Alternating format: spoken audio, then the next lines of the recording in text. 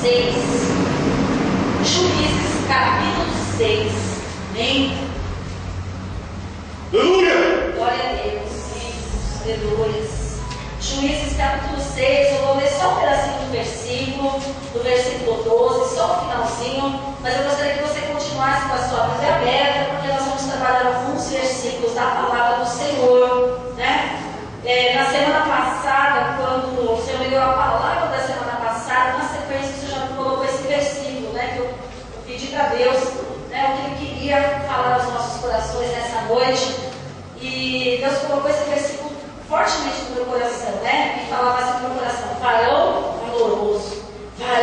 valoroso, né? E aí eu fui ler a palavra, estudar, né? A gente já ouviu várias pregações, mas eu tenho certeza que o Senhor, Ele vai falar conosco nessa noite, em nome de Jesus. Glória a Deus. No finalzinho do versículo 12, né? A parte B do versículo diz assim: o Senhor é contigo, varão valoroso. Amém? Glória a O Deus. Senhor é contigo, varão valoroso. Feche os teus olhos.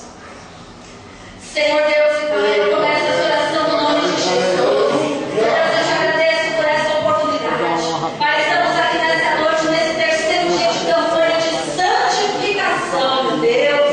Aonde nós precisamos santificar a nossa vida. Aonde a tua igreja está se esforçando para se santificar. Meu Deus, em nome de Jesus, eu te peço, usa, Senhor, a minha vida nessa noite. Com uma palavra, Senhor, Deus, que vai chegar a cada coração.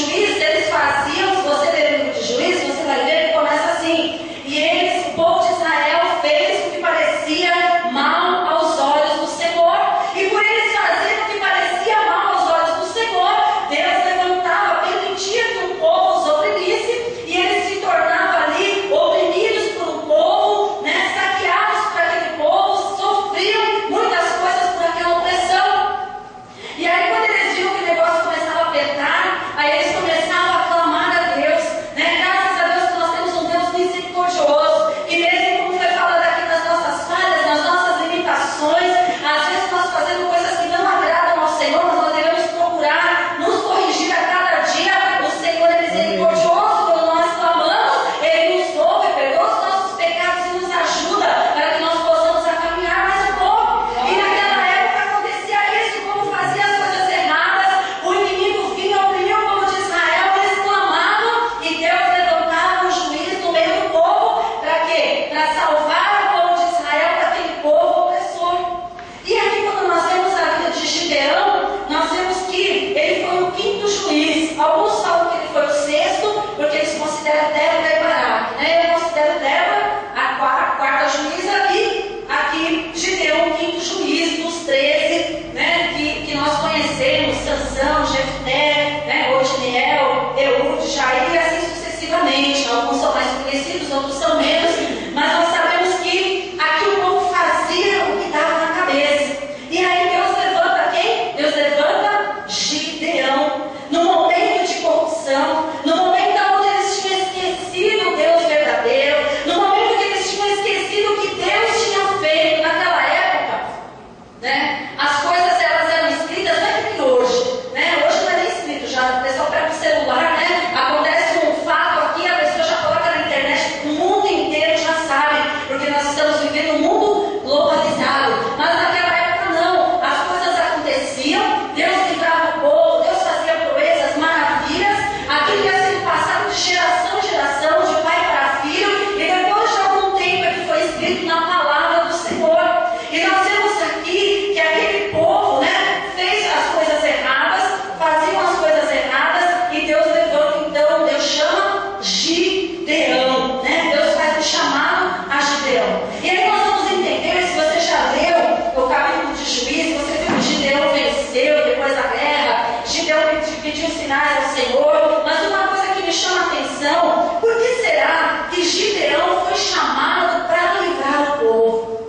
Eu quero dizer uma coisa para você: ele poderia ter chamado várias pessoas, ele poderia ter chamado outras pessoas, talvez pessoas mais eloquentes, talvez pessoas com mais conhecimento, com mais sabedoria, mas Deus chamou a Gideão naquele momento onde o povo de Israel estava sendo oprimido pelos midianitas ali, né? E aí hoje eu quero trabalhar com vocês. Por que será que Deus, né, chamou Gideão para libertar aquele povo? E eu quero dizer, aproveitando essa parte aqui, eu quero dizer uma coisa para você. Mesmo que você ache que não tem condições, mesmo que você ache que você não sabe falar, que você não sabe cantar, que você não sabe nada, que você é pequeno, que você é insignificante, que você é isso, que você é aquilo, eu quero dizer uma coisa para você: Deus tem um chamado na vida de cada um de nós. Deus tem um chamado, talvez ainda, né, você não entendeu o que Deus quer na tua vida, talvez você não entendeu o chamado de Deus na tua vida, mas uma coisa é certa: Deus tem um chamado na tua vida, no nome de Jesus, assim como teve na vida de Gideão. Por isso que Deus o chamou para livrar o povo. Se você pegar no capítulo 6, no mesmo livro que eu li, no versículo 11, diz assim: então o anjo do Senhor veio e assentou-se debaixo do carvalho que está em Ofra, que pertencia a Joás, a Biesrita, e Gideão seu filho estava malhando trigo no lagar para o salvar dos midianitas. Uma das características de Gideão, porque Deus o escolheu para salvar o povo, era porque Gideão era perseverante. Nós vamos ver aqui que o povo estava oprimido pelos midianitas, irmãos, por 7 anos, né? Se você ler depois, você vai ver. Por 7 anos o povo estava oprimido. Sabe o que os midianitas faziam? Por exemplo, o povo de Israel ia lá, plantava o alimento, plantava o trigo, plantava as coisas para eles comerem, né? Criava animais, né? Cuidava dos animais,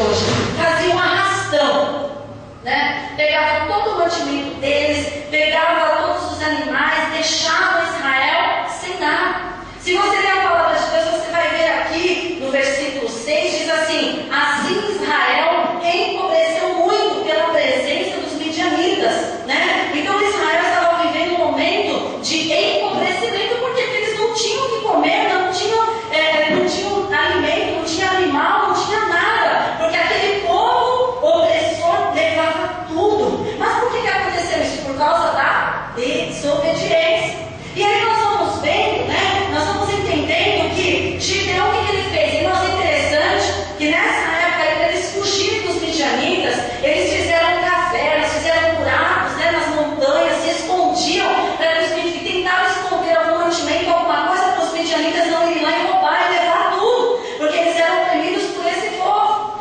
E aí, Gideão, ele fez o quê? Quando ele viu que ele conseguiu pegar um pouco de trigo, ele conseguiu pegar algo, né, que ele podia depois transformar em farinha para a sua subsistência, ele sabia que se ele fosse malhar o trigo na eira, que é um lugar próprio, né, tem que ser um lugar aberto, mas olha só, tem que ser um lugar aberto, tem que ser um lugar ventilado. Imagina você pegar um monte de trigo, começar a bater no chão, né, malhando o trigo, aquilo vai levantar aquela poeira, levantar um monte de coisa, precisava de um lugar espaçoso. Mas para que os midianitas não roubassem aquele trigo, não roubassem aquele mantimento, Gideão foi para onde? Foi para o lagar. Foi para um lugar o menos provável de alguém, né, malhar o trigo ali. Porque o lagar era um lugar de se amassar as uvas, lugar escuro, lugar úmido.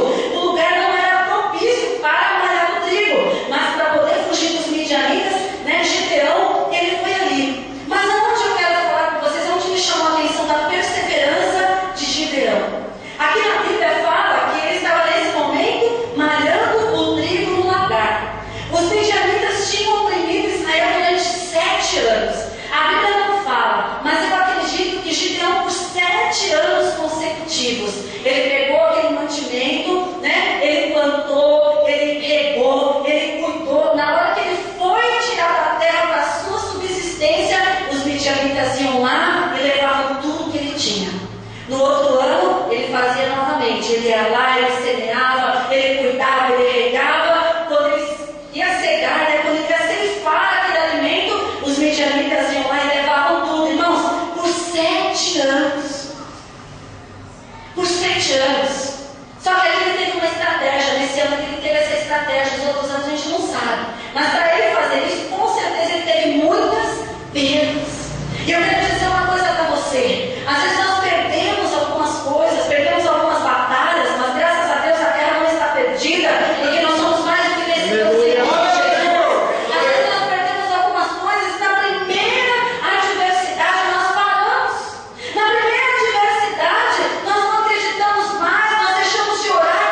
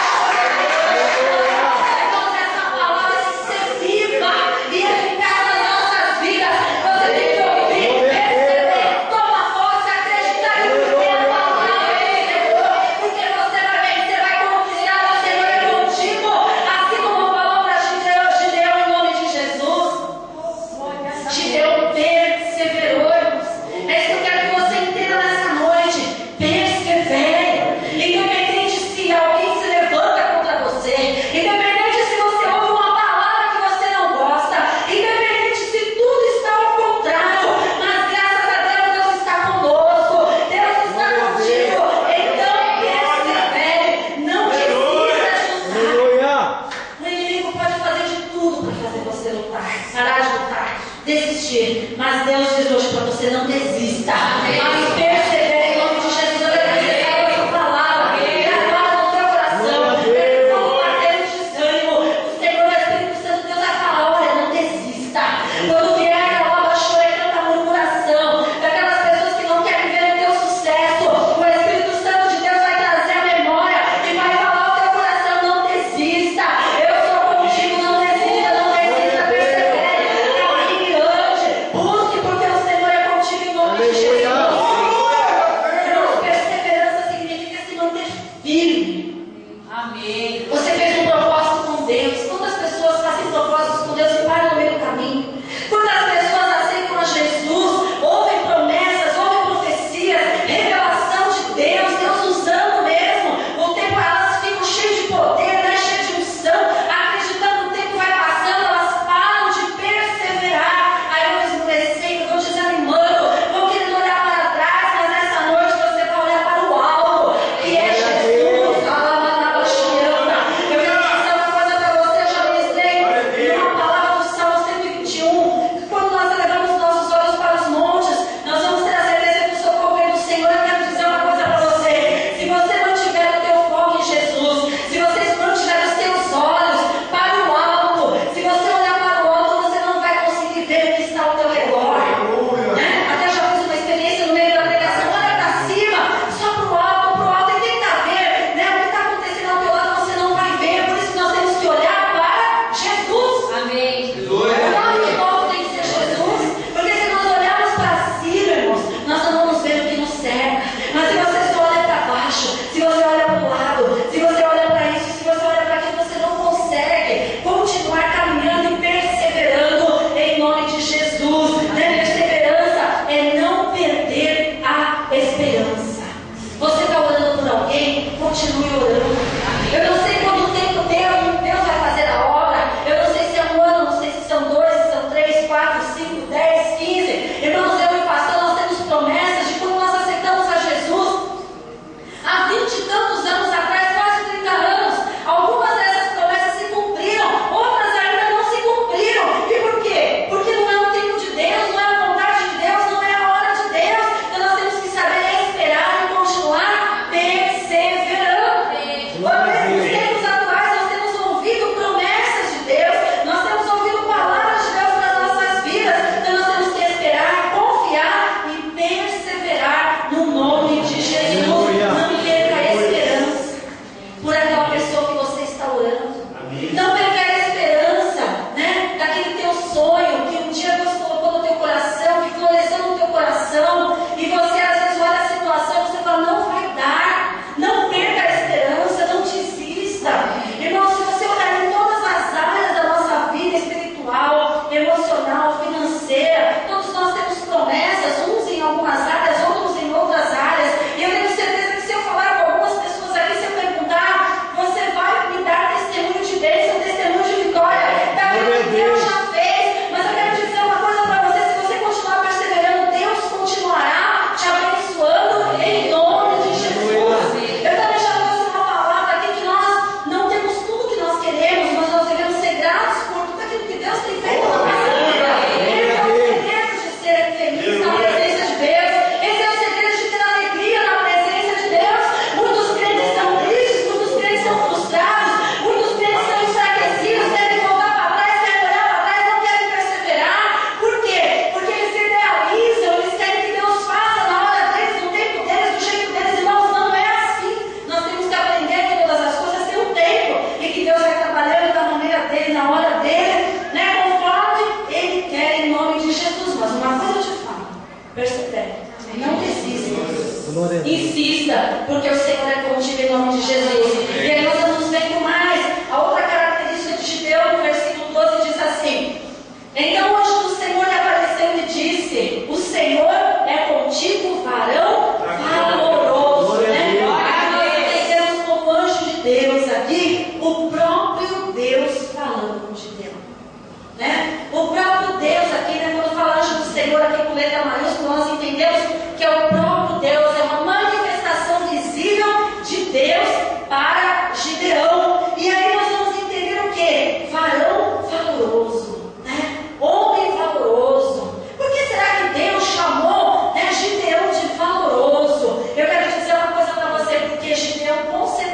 certeza tinha caráter. Porque com certeza Gideão tinha valores morais. Porque com certeza Gideão tinha valores éticos. Tão, em falta nos dias de hoje. Tão em falta nos dias de hoje. Mas aqui, se o Senhor chamou Gideão como valoroso, é porque ele via em Gideão ali características de caráter de um homem de Deus. Irmãos, eu e você que levamos o nome de Cristo. E eu e você que levamos o nome do Senhor. Homens, mulheres, jovens, servos do Senhor. Nós temos que ter caráter. Nós temos que ter caráter de Cristo. Nós temos que ter responsabilidade com a sociedade, com os irmãos da igreja. Nós temos que ter ética. Irmãos, muitas vezes, nós nos preocupamos, vamos buscar só o espiritual, temos que buscar o espiritual, nós temos que vigiar no natural, chorecando, para que as pessoas olhem em mim e você e vejam a diferença, e vejam que aí vai um homem de Deus, como eu já falei em outras oportunidades, uma mulher de Deus, um jovem de Deus, um homem, uma mulher valorosos na presença do Senhor, assim como foi ali em Daniel, eu aprendi a semana passada. Eles olharam para Daniel, eles não viram culpa em Daniel, eles não viram vício em Daniel, eles não ouviram nada que pudesse apontar ou desmerecer a conduta. Aí talvez você fale assim, mas eu vim do mundo, tem algumas coisas que precisam ser tratadas. Eu quero dizer uma coisa para você, precisa ser tratada, então corre com os pés do Senhor, corre para a oração, corre para o jejum, porque Deus liberta, porque Deus libera, porque Deus dá providência, as coisas velhas ficaram para trás, Ele tem tudo mais novo, é a palavra de Deus que fala, é a palavra de Deus que nos garante mudança, em nome de Jesus. Mas eu e você temos que fazer a nossa parte. Amém. Em nome de Jesus. Amém. E eu quero dizer uma coisa para você. Deus via em Gideão valor. E eu vou dizer mais, Deus vê em você valor. Amém. Glória a Deus. Às vezes as pessoas olham para mim e para você e não nos dão valor. Tem pessoas que nos desdenham. Tem pessoas que acham que você não vai chegar a lugar nenhum. Tem pessoas que acham que não adianta você estar na igreja. Tem pessoas que acham que você nunca vai sair da tua situação financeira. Tem pessoas que acham que não adianta, mas vai na igreja, ora, faz, canta, não sai da igreja e a vida não muda. Eu quero dizer uma coisa para você. Hoje as pessoas aprendem, que você só é valorizado pelo que você tem. Mas eu quero dizer uma coisa, você pode não ter dinheiro, você pode não ter riqueza, mas se você tiver Deus no teu coração, Deus te coisa, você já tem, e com certeza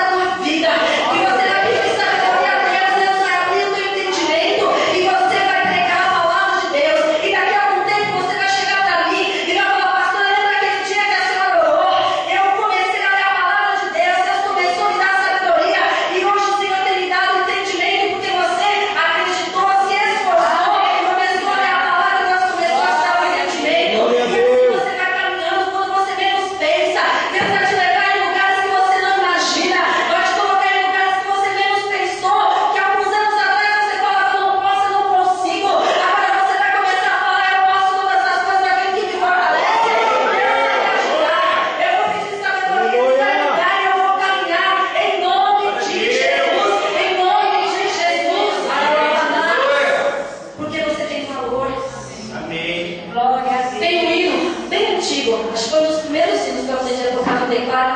Eu falo da inspiração de mim até hoje, né? Ele fala que tem, né? Que fala, quero que valorize o que você tem. Você é alguém fala pro teu irmão, tão importante para Deus. Profetiza na vida dele. Nada de ficar sofrendo angústia e dor, esse seu complexo inferior, dizendo às vezes que não é ninguém. Essa noite o Senhor te diz, eu venho falar do valor que você tem. Você é importante. Eu venho falar do valor que você tem. Ele está em você, o Espírito Santo se move em você, até com gemidos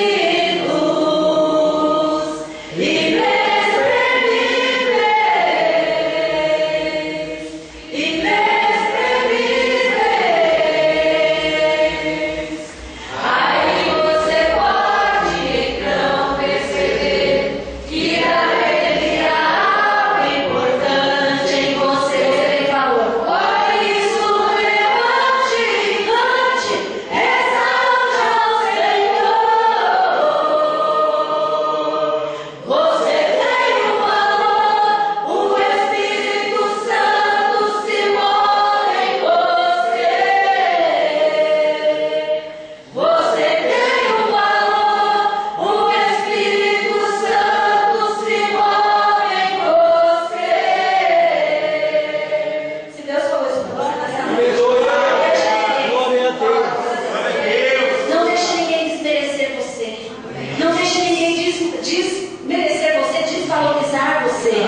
Porque nós temos valor, porque nós temos o Espírito Santo de Deus dentro de nós. Então nós somos um templo do Espírito Santo, temos valor. Somos vasos de barro. Se eu pegar um vaso aqui simples de barro e colocar aqui, ele não vai ter formosura nenhuma. Mas se eu pegar esse vaso e encher com ornamento, encher com flor, adornar esse vaso, ele vai se tornar bonito. Assim somos nós. Quando nós não temos o Espírito Santo, nós somos um vaso de barro, né? Sem valor, sem beleza, sem nada. Mas ao invés do Espírito Santo de Deus, né? O Senhor derrama sobre as nossas vidas e nós passamos a ter valor. Nós passamos a ter uma beleza diferente, irmãos.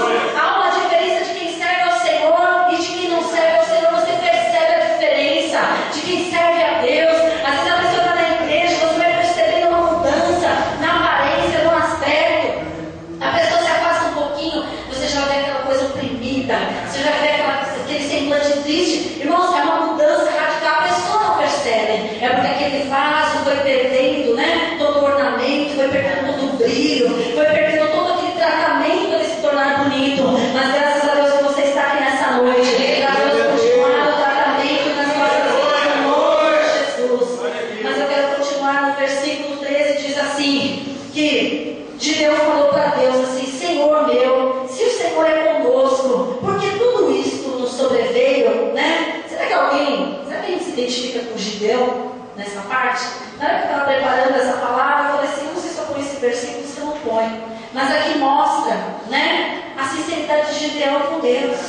Porque às vezes nós passamos por provas, passamos por situações, a primeira coisa que nós pensamos é abandonar tudo. Gideão aqui ele falou com Deus, me explica, eu queria entender. Às vezes nós passamos por situações que Deus quer que você vá para a oração, para Ele te mostrar, para Ele te direcionar, para Ele falar com você. Será que quando o problema vem, você desiste logo ou você vai buscar em Deus? Aqui Gideão falou com Deus, nós ouvimos dos nossos pais o que o Senhor fez. Nós ouvimos, né, as proezas, as maravilhas, como o Senhor tirou o povo de Israel lá do Egito com mão forte. E por que está acontecendo tudo isso? Eu quero dizer uma coisa para você na adversidade.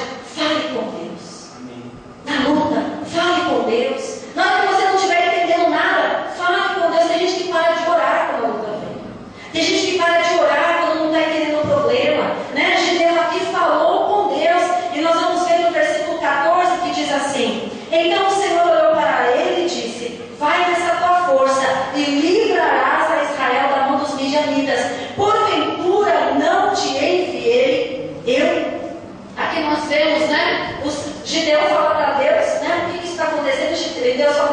vai. Vai, porque eu te mandei, eu estou te enviando. Você vai livrar o povo de Israel das mãos dos midianitas. E aqui ele fala assim, ó, vai nessa tua força. Será que naquele momento, será que Gideão estava vendo alguma força dele? Será que ele estava vendo alguma coisa que ele poderia livrar o povo de Israel da mão dos midianitas? Se você continuar lendo a palavra, você vai ver que Gideão pediu vários sinais para Deus, para ele continuar caminhando na peleja. Irmão, Gideão ali, ele não via condições dele de vencer os midianitas. E aí é onde eu quero falar com você, que quando nós estamos na presença de Deus, quando nós perseveramos, quando nós buscamos a Deus, Deus ele vê coisas em nós que nem nós mesmos sabemos. Deus vê qualidades em mim e você que nem nós mesmos sabemos que temos. Aqui Deus falou para ele, olha, vai na tua força. Gideão tinha uma força que ele não imaginava que ele tinha. E a mesma coisa sou eu e você. Talvez você fale assim, eu não consigo orar. Mas eu quero te dizer, de repente Deus te deu um dom para você ser uma intercessora, você não consegue enxergar isso em você. Mas Deus, ele consegue enxergar. Deus, ele vê aquilo que nós não conseguimos entender, aquilo que nós não conseguimos ver. Quando ele viu em Gideão, Gideão tinha uma força que nem ele sabia que ele tinha. E eu quero te dizer uma coisa para você. Você tem algo que nem você sabe que tem. Você tem capacidade que Deus tem te dado que nem você sabe que tem. Mas se você perseverar, se você orar, se você santificar a tua vida, Deus vai mostrar. Deus vai mostrar como Ele quer te usar. Deus vai mostrar como Ele tem algo especial na tua vida. No nome de Jesus. E eu falo para você também, vai nessa tua força. Vai na caminhada com o Senhor. Vai na perseverança, vai na fé, vai na confiança, porque Deus é contigo em nome de Jesus. Porque Deus em nós, aquilo que nós nem nós percebemos e muito menos os outros, porque os outros só sabem ver o quê? Defeitos, né? É fácil, né, para apontar o defeito.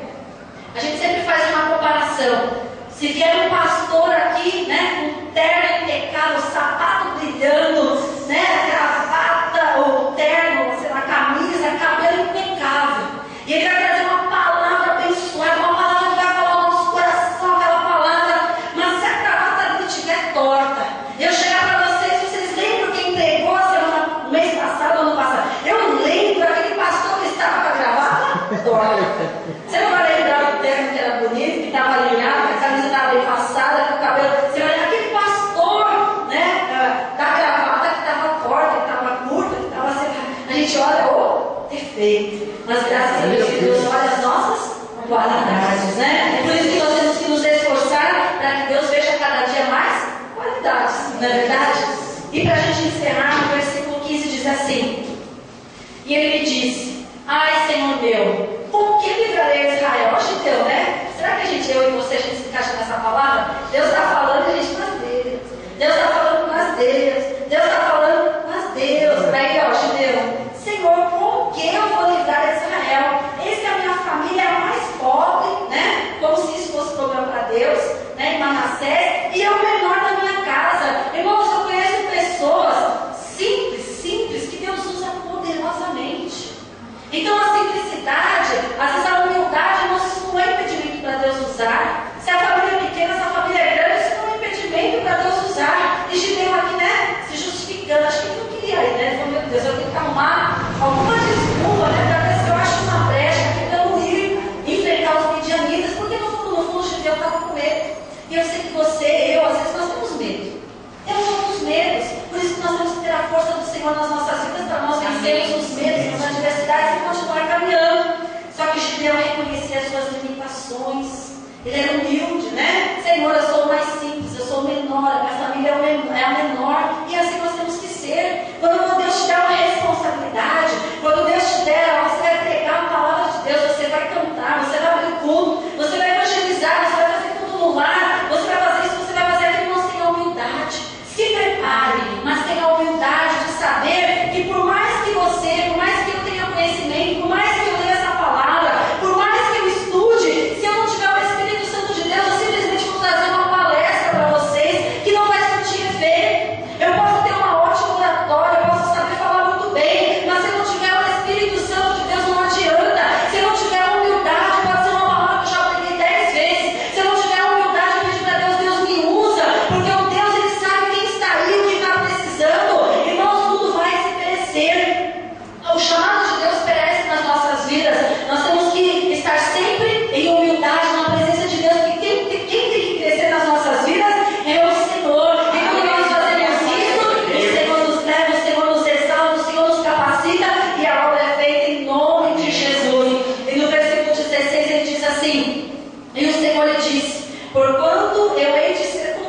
né? O Senhor fala novamente: tu ferirás os medianitas como se fosse um homem só. Pela perseverança, Deus garante a vitória. Amém. Pela tua perseverança, você vai ser vitorioso, vitoriosa em nome de Jesus. Pela tua oração insistente, pelo teu jejum, pela tua perseverança, Deus vai te abençoar assim como abençoou a Gideão. Gideão foi obediente, né? Gideão foi vitorioso porque ele teve perseverança. 7 anos, vendo tudo destruído, mas ele não desistiu de lutar por aquilo que era dele. Deus te deu um dom, não desista. Deus te deu um trabalho, um emprego, não desista. Deus te deu um ministério, não desista. Deus colocou algo na tua mão, não desista. Mesmo que às vezes tem pessoas que vão, sabe quando você vai na areia lá e constrói aquele castelo? Né? Quando é criança o pessoal faz isso. Aí vem uma pessoa e chuta aquele castelo. Tem pessoas, irmãos, que são cruéis conosco.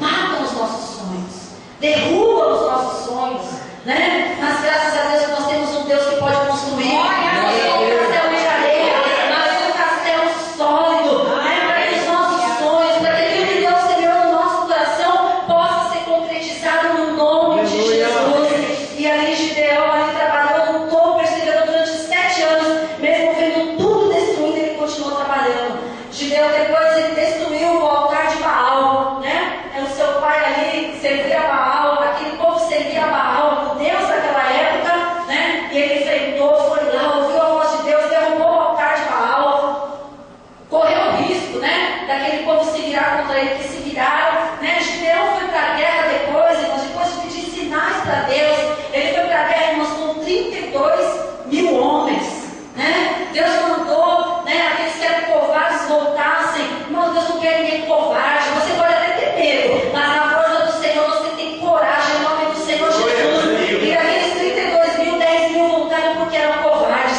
Aí Gideão falou assim: ah, eu estou em minoria, né? Porque o exército dos midianitas, junto com aquele povo, sabe quantos eram? Por volta de 135.000 homens no exército. E aí Gideão falou: eu estou em minoria, mas pelo menos são 22.